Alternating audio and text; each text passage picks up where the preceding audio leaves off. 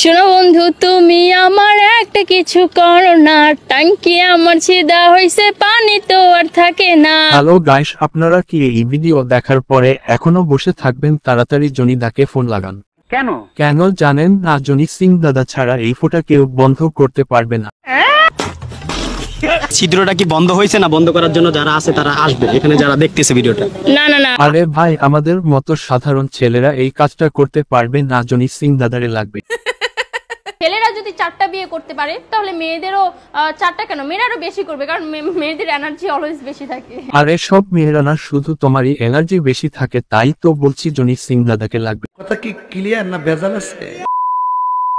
আর সবই হচ্ছে যে মোতার জায়গায় গুতা দেওয়ার ধান্দা। মানুষ কতটা নির্লজ্জ বেহা হলে ক্যামেরার সামনে এসব কথা বলতে পারে। আর সবই হচ্ছে যে মোতার জায়গায় গুতা দেওয়ার ধান্দা। এই খানকিমাগির জনি সিং এর ট্রাক দিতে হবে ভৈরা, না হলে এই খানকিমাগির শিক্ষা হবে না। Oh my god. আচ্ছা, আপনারা কি জানেন এই খানকির জন্ম হয়েছে কেমনে?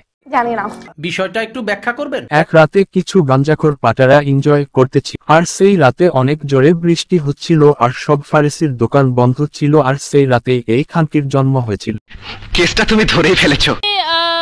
শাকিব খানের নায়িকা হতে পারি ওইরকম কিছু করলে। তুই যে শাকিব খানের নায়িকা হতে চাস, নায়িকা হতে কি কি লাগে, তোর কি ধারণা আছে? নায়িকা হতে হলে অবভিয়াসলি হচ্ছে মিডিয়ায় ছেলেদের সাথে সম্পর্ক ভালো রাখতে হয়। তোমার দ্বারাই হবে শুধু ছেলেরা না, তোমাকে রাতের রানী হতেও হবে। তো আমি এক বড় নায়িকা হতে গেলে একটু একটু করতেই হয়, সমস্যা নেই। সেটা বলেন মাঠে খাটে, দুইটাই। ওরে খানকি, তুই না দেখি সব জানিস, পরিমনি থেকেও 2 ধাপ এগিয়ে।